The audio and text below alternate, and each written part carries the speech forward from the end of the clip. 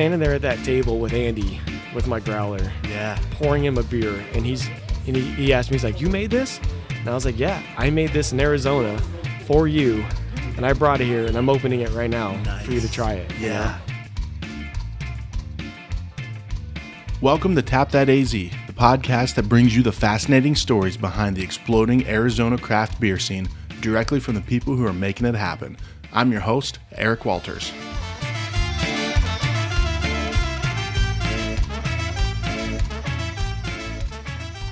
In this episode, I sit down with Justin Cross, also known as the Alpha Ale for those of you who follow him on Instagram. Justin is a home brewing extraordinaire. This guy brews beers all the time, makes some pretty fantastic stuff, always streaming his processes live, very open about his process and very excited about beer. He's in the process of actually opening up his own brewery over the next year or so. So we're going to follow his journey. I want people to see what it's like to go from the idea of opening up a brewery to opening day. So sit back, grab a beer, enjoy the show. All right, I'm with Justin Cross. Justin and I have some pretty awesome stuff planned. We're going to do a little bit of a mini-series, Justin, right? Yeah, absolutely. Yeah, man, this is going to be pretty cool. So Justin is a man of many projects at this point. That's a good way to put it. Yeah. But before we started recording, he said that this is above and beyond everything else. Family, finances, everything. This little mini-series we're going to do, right? Oh, dude. If the world ends, all I care about is you and a microphone. Dude, that made my day. All right, that's the end of episode number 1. We'll join you guys again. That's a break. Let's get a beer. Yeah. So we're going to do a thing because Justin's in the process of open up a brewery, right? So there's a long history of you and beer, but your big picture mind at this point, you're looking at a brewery. So what we're going to do is over the course of the next several months, year, we're going to periodically check in with you. I want people to see what it's like from the idea to opening day, right? Opening up a brewery, right? So that's what we're going to do. Right. Instead of just showing up on the scene, here we are, here's our beer. Yep. Here's our name. Yeah. Why would people care a lot of the times? It's just another brewery. So yeah. There's a hell of a lot that goes behind it for every brewery, not just mine. Yeah. So I think it's a really cool concept to start when I'm at such an early stage, and we'll share it all along the way. Yeah, absolutely, man. So, now you were just telling me, so we're at Mesquite River today. Just finished up an episode with those guys. But you said you grew up here, right? You grew up like literally in this neighborhood. I did, within definitely less than a mile. Nice, man. Yeah. That's awesome. So it's kind of just on the other side of Greenway from here. Okay. So I wouldn't ride my bike this far when I was a kid. Yeah. But yeah, my dad used to bring me down over here to the Taste of Chicago. We'd get some char dogs, some hot dogs right there. That was like a weekend treat if I helped him cut the grass and chop some trees down or whatever we were doing. Yeah. That was like a nice thing as a kid. You're like, oh yeah, we're going to Taste of Chicago. It was just awesome. It was just a hot dog. But yeah, this is pretty much my backyard. So it's pretty cool. I got my wife and kids are now. They're shopping over at the Scottsdale Quarter. Oh, dude, my wife loves that place too. Yeah. It's the first time they've been there. But for me, I've driven down these roads 1,000 times. I got my first speeding ticket on Greenway. Oh, really? So it's just kind of funny being back in my backyard, but the family is almost, it's new to them. Right, it's right. Kind of cool. Yeah. So you grew up here, but then you lived in California for a while, right? Yeah. So the only reason I left is because I joined the Navy after high school. Okay. So, really had no intentions of leaving. Yeah. And really, ever since I left, I always wanted to come back. But I left for the Navy. I was in the Navy for 4 years. Okay. And then my plan was to get out and come back here to go to ASU, get a degree here, and just do whatever, find something to do here. Yeah. But I put my resume on Monster and ended up getting a job at Lockheed Martin in California. Okay. So that's what kind of sucked me into the black hole of security and a corporate job and all that type of shit. So I was actually there for 10 years. And almost every one of those 10 years, I was always telling people, another year, then it was like, okay, let me finish my degree, another 2 years, let's get this done. And it just kept going and going. Then I got married, then we bought a house, and it was just kind of like, I can't be stuck here. Yeah. Yeah. So. Nice. Yeah. And that's interesting because that's what happens is you just say, oh yeah, just, a little bit more time, And before you know, it's a decade. Right. I mean, what the heck? I know. You I was almost at a job for 10 years one time. Like my last job, I was like 9.5, I think it was, and I was like, all right, no, I gotta do something different. Yeah. But what I love about like when you and I first started connecting, because it was through social media. That's how it was. Like, because I had the idea months ago to say I want to, do miniseries on breweries, right? And you always post up on Instagram your process at home brewing. So I was like, dude, are you opening up a brewery? And you're like, hell yeah. I'm like, here's my idea. And you're like, yeah. Yeah, I love it. Yeah, it was awesome. So, so your heart behind it, though, you were on a podcast just recently, Feed Me, Fuel Me, is that what it's called? Yeah, Feed Me, Fuel Me with the guys over in Scottsdale. Yeah. Jeff and Durs. These guys are awesome. Yeah. It was a great episode, too. Yeah, thanks. I had a really good time doing that. This guy's like a podcast, like, veteran. Like, you've been on multiple podcasts. It just happens, I guess, Right. People are really nice to me, so I don't know. You know how to talk to a microphone. That's why I think that's a skill. Yeah. But what was really cool when I listened to that episode was your heart behind it. Like you've got some drive and determination about. You got a vision. Like you got a vision of what you want to do, right? Absolutely. Yeah. There's a huge push behind what I do, and probably the number one reason. I don't want to say it's not really myself, my own drive. I mean, my drive is really end goal is to get my wife out of her job. Okay. I was able to ditch aerospace. She wants to get out of it.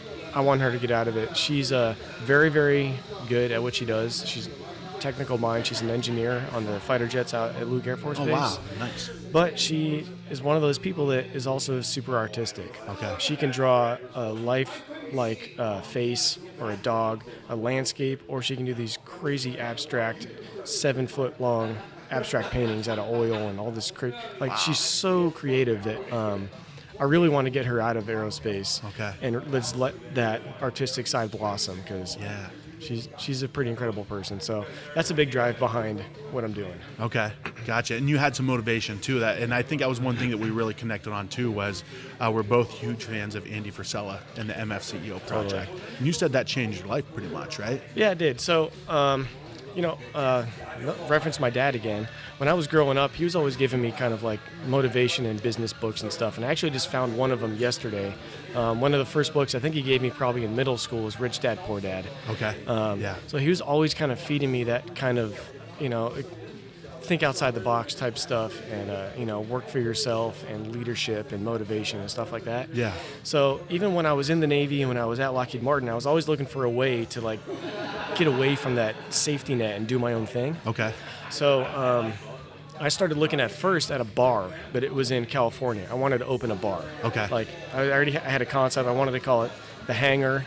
And I already did the blueprints on the inside, just rough blueprints. I had like a menu and all this and that. And I was like, our little town that we're in, the bar would have just taken over the other ones that were there. I know it would have been killer, right? Yeah.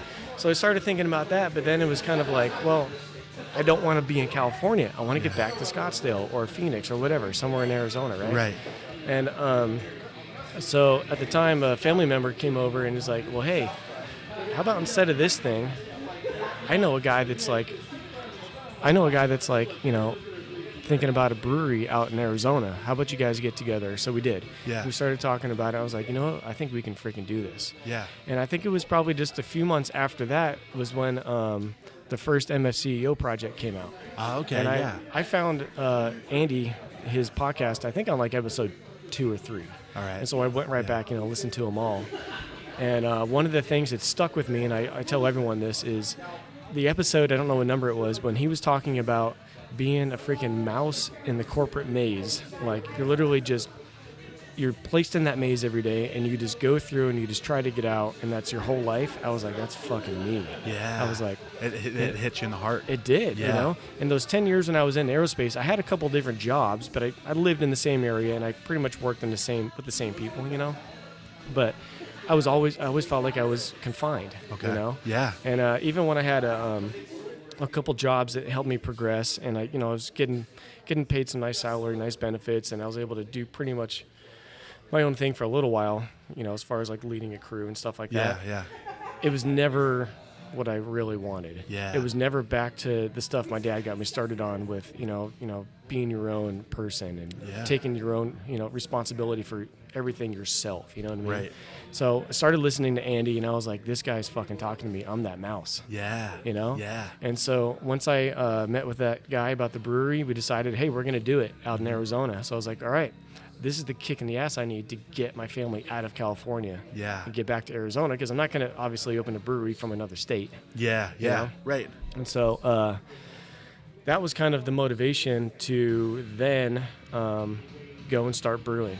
Okay. So I was like, you know what? I'm not going to open a brewery unless I know everything about beer. Yeah. There's a lot of people that'll do it because they just think it's fun. They like to drink. Yeah. They think it's a good, profitable business, which it's hard to make a profit. Yeah. From what I understand, Right. People don't get into it, get rich. Yeah. Right. Yeah. They don't do it to get rich. Exactly. I should say. Yeah. So I went down and learned how to make beer right away, and I just jumped in. I was like, hey, Dylan, Beer to Brewer, like, I need to learn how to make beer, but I need you to help me like leapfrog a few years here. You know? Yeah. I don't want to start with this kit over here and make some freaking sugar water bullshit. Right. So I just started with all grain brewing and just went right into it. Okay. Yeah. And then after a little while of that, Brian at Lucky Luke in Palmdale was kind enough to give me a job at Lucky Luke Brewing Company. Okay. So I started off as a bartender, and I was delivering kegs for him from time to time. And then eventually he moved me in the back to be like an assistant brewer and cellarman and just kind of everything dude. Okay. So I learning all aspects of it. Dude, logistics. Those guys are so cool to me. Like Brace, Brian, Sam, Jen, everyone that worked there, right? Yeah. But they basically kind of took me under their wing to show me everything about a brewery. Okay. Which is just all incredible. aspects. It was insane. Yeah. Everything from like being in the cold box for like 4 hours straight, filling kegs, freezing my ass off, to actually brewing on the 10-barrel system, to milling the grain, like everything. Right. So they were really cool, and Brian even helped me out a lot with showing me like kind of how the finances of a brewery work. Okay. Which is a really big eye opener. Showing me how everything broke down to percent per pour. Wow. You know what I mean? So that's precise. Oh, very precise. Yeah. So if you're going to add, one more person to the staff, here's what it's going to do to your bottom line, and now that beer costs this much more to make. Yeah. Which it's the way I think it should be done, because instead of just winging it and just being like, oh fuck, how come we don't have any money? Well, there's a reason. Right. Do you know what the reason is? Yeah. That's interesting too, because I don't think people think about that part of it. And that's sometimes I think what people struggle with in any type of business, right? Yeah. It's like, okay, I know how to cook, I'm gonna open up a restaurant. There's way more that you gotta understand than that. It's more than about making beer. It's a business. You know what I mean? Totally is. Yeah. So that's why I started with like, okay, I need to make beer. Yeah. And then I was like, well, now I want to get industry experience. So yeah. That's why I was happy to do everything from delivering kegs, swapping them out at restaurants, bartending and brewing and festivals and all that type of stuff. And on top of that, I jumped in and did the first level Cicerone. Still studying for my certified Cicerone now. Okay. But then I took a course at San Diego State University. It was called Start Your Own Brewery. Okay. I think it was like 8 days, which is super killer. So I've really just been trying to like cover every aspect that I can of this industry and learn as much as I can from brewery owners, from brewers, from beer drinkers, really, because you need to make something that's going to sell. So you know what I mean? That's not my excuse to drink a lot, but but in a way it kind of is. You know what I mean? If everyone's freaking out about this beer from Mesquite River or Wilderness or whatever, I need to try it to know if it's just hype and it sucks, or if it's amazing and I need to figure out how to make it. Interesting, man. Interesting. There was I think it was Jimmy Fallon, where he writes those thank you notes, and it said like, thank you craft beer for making my alcoholism seem like a neat hobby. Neat little hobby. That's right. Because that's for me too. I tell people I took an Uber here today. I had to get my car fixed. I had to take the brake place, so I had to get an Uber to here. And the lady was like, what are you doing today? And I told her. She's like, oh wow, that sounds rough. She's like, that sounds like a tough gig. I'm like, yeah, I gotta go talk to people about beer and drink beer. Someone's got to do it. Yeah, exactly. Like I'm a journalist, like first, That's right. But okay, so MF CEO, we talked about him. He actually drank your beer. Andy Frisella drank your beer. What, 2 weeks ago? He did. Dude, that is awesome. Like when I was so jealous when I saw that on your, Justin's super active on Instagram stories. I love it. You're like my my inspiration for. I want to get to that level because you're so good with awesome. it. But I saw that, I'm like, this dude got to drink beer with Andy Frisella. So tell me about that. So the way that went down is, I should say, like, the other thing, probably most of my time right now, along with this beer stuff, is I'm opening up a nutrition store called Peak Nutrition. Okay. So James Stratman is the owner of that. I'm kind of like his guy that's going to be leading the business. So I'm very involved in the fitness industry also. Okay.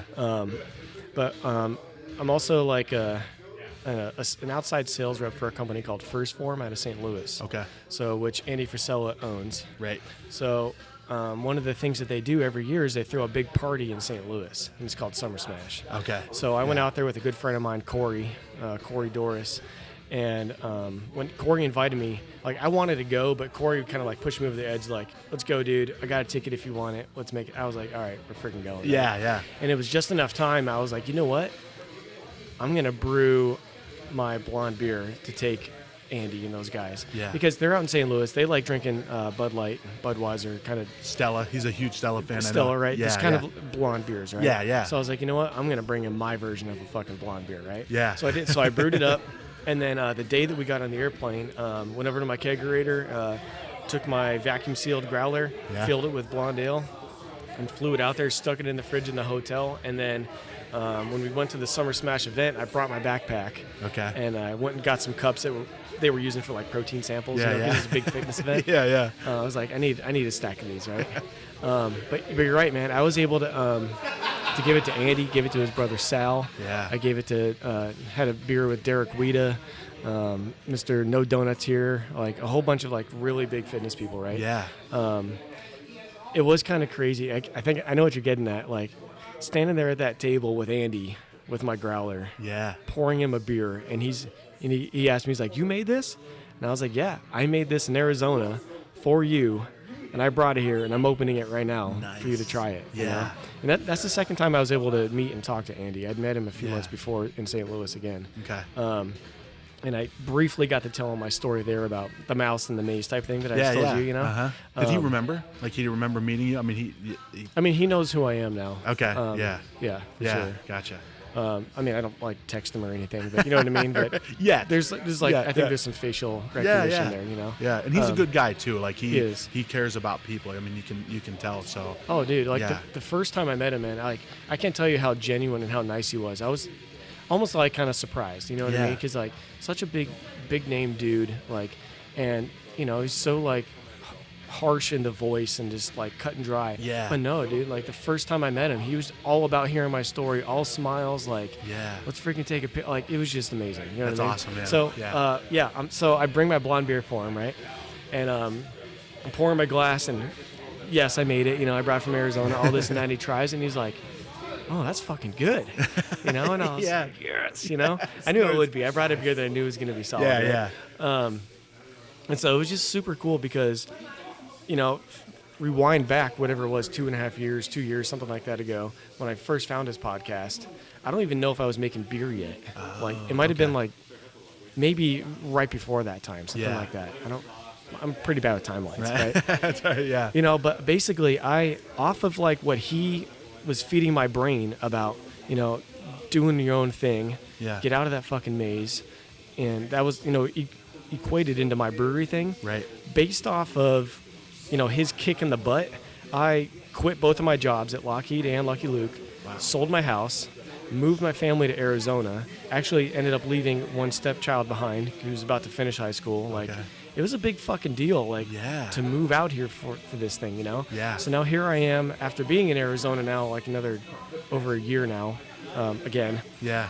To be there, like, full circle with my growler, standing there in St. Louis, like, just standing there bullshitting with him, pouring him my beer, like, you know, it's kind of almost like, you made this happen. Right. You know what I mean? Like, wow. Like, that's interesting. And I haven't really got to explain to him like that level of, you know, his influence, of influence to come around like that. But that's what it was. I mean, it was literally like me in the gym in Lancaster, California, hearing this shit and like, I'm gonna make this happen, and then just, you know, just keep execute, and finally here I am pouring in my beer, and he fucking liked it.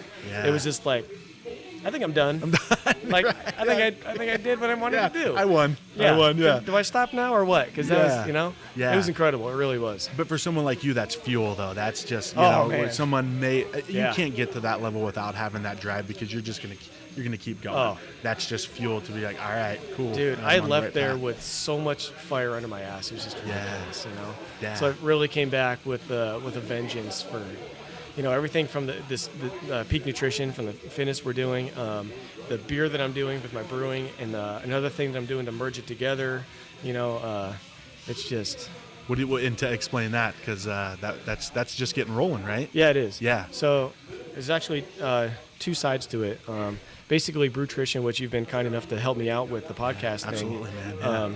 Basically, I'm merging the two industries, fitness and beer, right? Which are completely, in most people's eyes, completely unrelated. Yeah, totally. Yeah. Because if you are, let's just take Instagram, for example. If you're a fitness person and you're always posting about, protein and push-ups and flexing and healthy eating and hydration, whatever it is, right? Right. Chances are you're not going to be talking too much about beer. Right.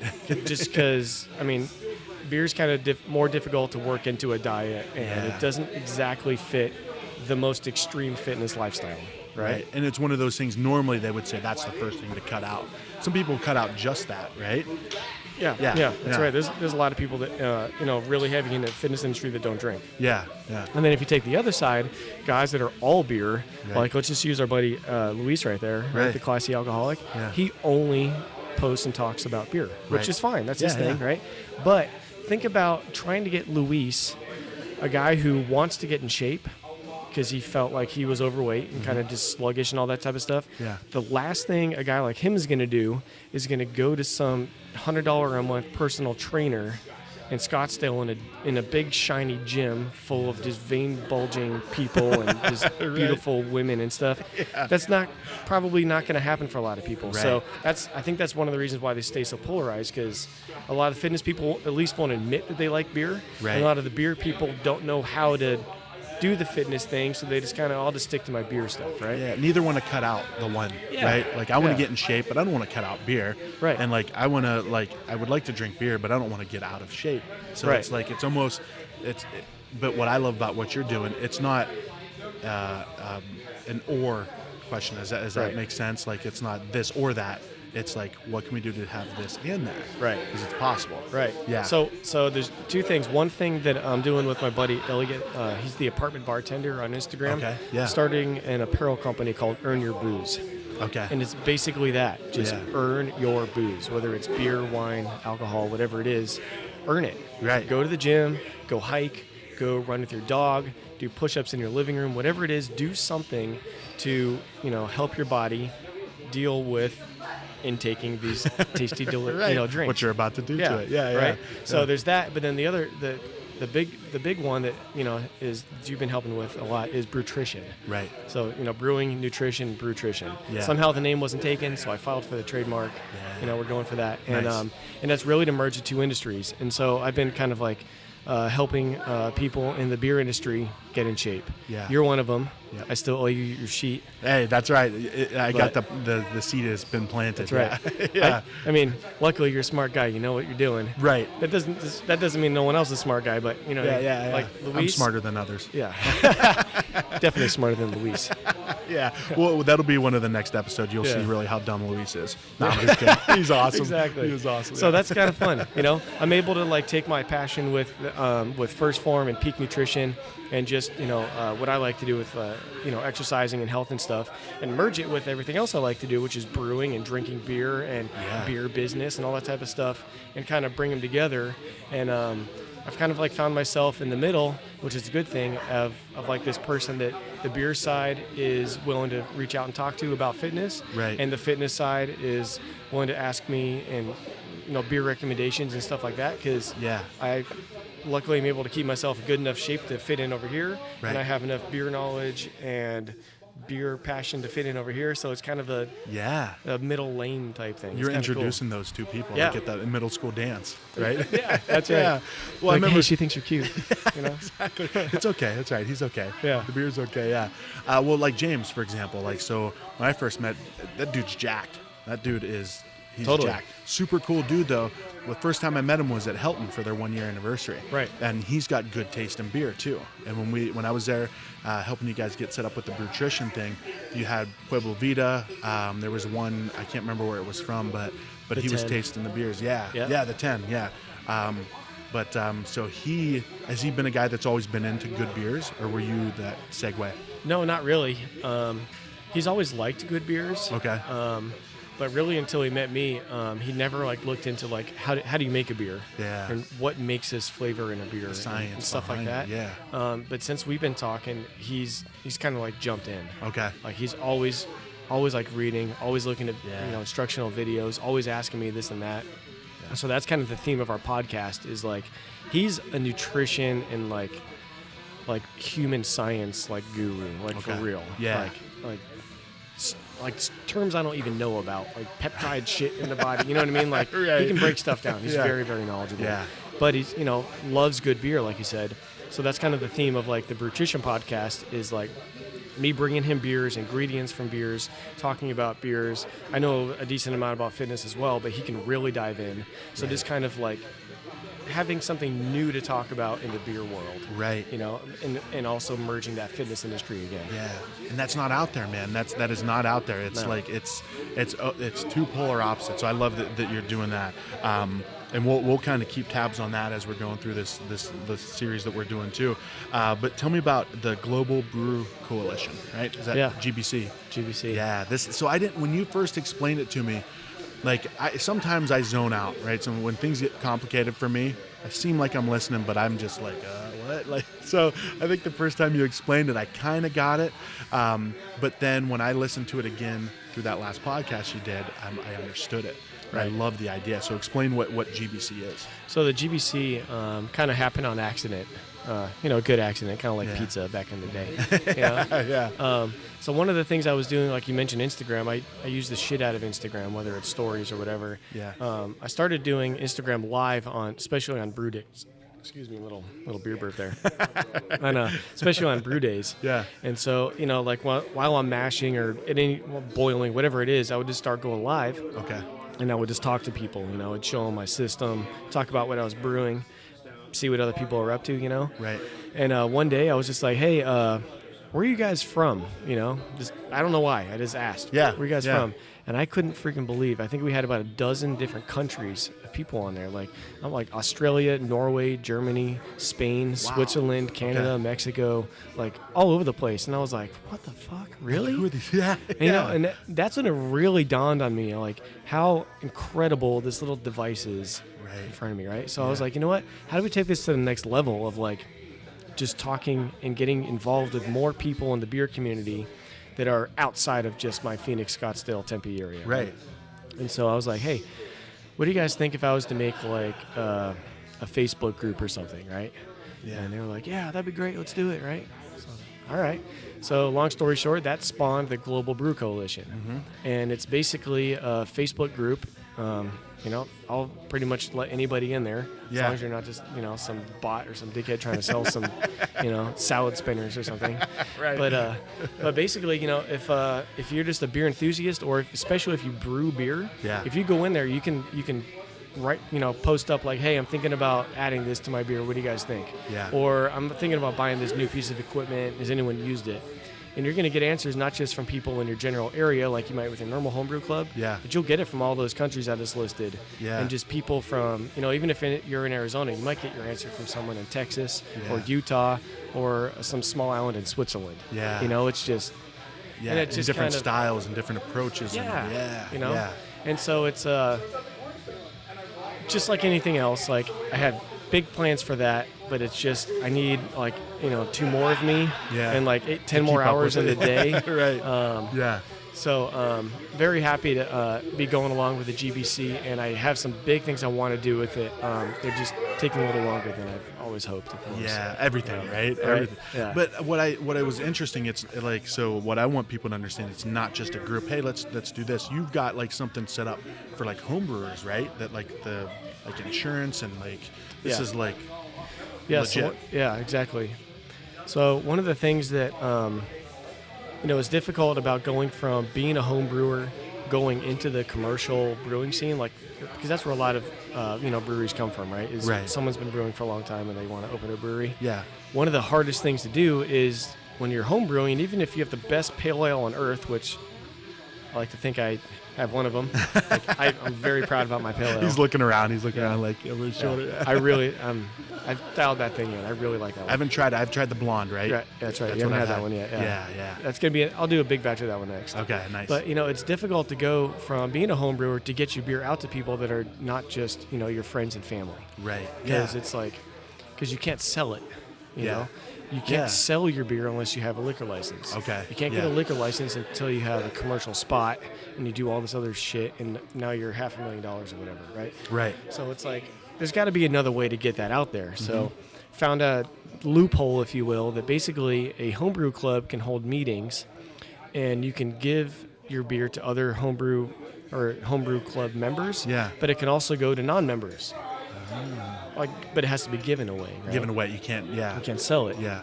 So I was like, And that basically just led into me getting liquor liability insurance for the Global Brew Coalition. Okay. So now if we have an official GBC homebrew club meeting, like if you held it at a gym or... Which you've done gyms like the rock gym, right? Black Rock, yeah. And my friends own that rock climbing gym.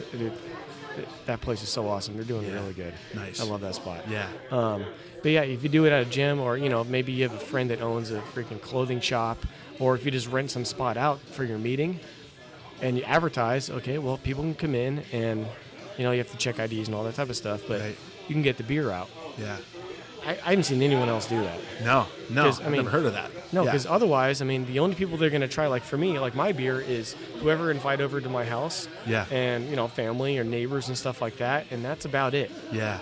Because how else, what are you going to do? You're going to, hey, even if I don't know you, if you live in anywhere in Phoenix, come to my personal home and try my beer and say hi to my kids. Like, I don't know about that. That is a little weird, yeah. You're not going to, and the people you will attract are the people you don't want at your house, right? Yeah. People, hey, where's the beer at? Where's the beer?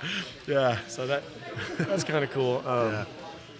So that's one of the things that I want to put a little more time and effort on and get going in other states. Okay, gotcha. 'Cause it's really not for me necessarily, for my benefit. Like I'll take advantage of it here, right? But I know there's a lot of people in the GBC that are doing their own brewery planning in other states, right? So if somebody in Utah wants to hold a meeting and do the same thing and get some more feedback from people they've never met before, I think that's a great way to do it. And really, the liquor liability insurance isn't necessarily necessary. You could just give it away and just, who hasn't given someone a beer? Right. Yeah. Exactly. But it's just, I kind of always trying to do things the right way. Always trying to play devil's advocate. Always trying to look out for something that might bite me. So I think that's a good way just to have that extra layer of safety or whatever. Yeah. That makes sense. That makes sense. And once again, it's that business mind, right? Because let's say I'm trying to open a brewery, right? Mm-hmm. So if I hold one of these events at a gym somewhere and somebody is an idiot and falls down and breaks their arm and sues me, that's gonna most likely affect my ability to get a liquor license. Oh yeah. That's true. Yeah. So I don't want to do anything even remotely shady. So I can't tell you how many hours I spent looking into this insurance type thing, and that's kind of where it ended up. Yeah. That's interesting, man, because I would 3 minutes into looking at insurance stuff, I'd probably fall asleep. Oh, it's so boring. Oh my God. Right. It was not. Oh God. And so many people no, we don't do that. We don't do that. Here's another number. Here's another number. And eventually, I was on the Brewers Association website, and I was reading about homebrew clubs, and I was like, I have a freaking homebrew club. What about that? So I called the person on there, and they're like, yeah, you're good. So I sent in my roster, and it just. Yeah, nice, man. It's good. That's awesome, dude. That's awesome. So, all right, well, next episode, I don't want to get too much into the brewery because that's what we're going to be doing. So, next episode, we're going to talk about where you're at with opening up this brewery. But you guys want to do yourselves a favor. Follow Justin on Instagram. You're mostly active on Instagram, right? You do Facebook too, but Instagram is your bread and butter, right? It is. So how do people find you? The Alpha Ale. The Alpha Ale. Yeah, I love so that. it was my initials and my dog's name, JGC Jaeger, for a long time. But I just changed it. Again, it's kind of merging fitness and beer. You know, the Alpha Ale. The I Alpha love it, Ale. man. So it's the _alpha_ale, but whatever. It'll come up if you just type in Alpha Ale. Awesome. And then on Facebook, I'm Justin Cross, CROSS. And I'll put your stuff in on the show notes of this. So if you guys click on that, Yeah, and then just Global Brew Coalition if you want to check us out on Facebook. Yeah, as long as you're not selling, what'd you say, salad spinners, which are good, unless it's a really good salad spinner. I just have too many. Right, awesome. I don't need another one. All right, dude. Well, hey, we'll get back to you in the next episode. All right. Awesome, buddy. All right, man. Cheers.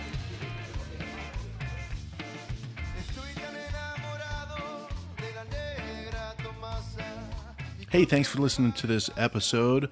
Stay tuned. About every 2 months or so, I'm going to follow up with Justin, kind of see how the progress of this brewery is coming. And hopefully when opening day comes, we'll all be there to celebrate with Justin. In the meantime, if you guys are enjoying the show, do me a favor, tell a friend. Let's spread the word a little bit. Tell a friend who you think might enjoy the show. If you're feeling up to it, go to iTunes, give me a rating and review. I truly appreciate any support that you can provide. Next episode, I'm going to go to a brewery that's making some pretty awesome beers. And I love beer so much, but I also love food so much. And this place's food is unreal. So stay tuned.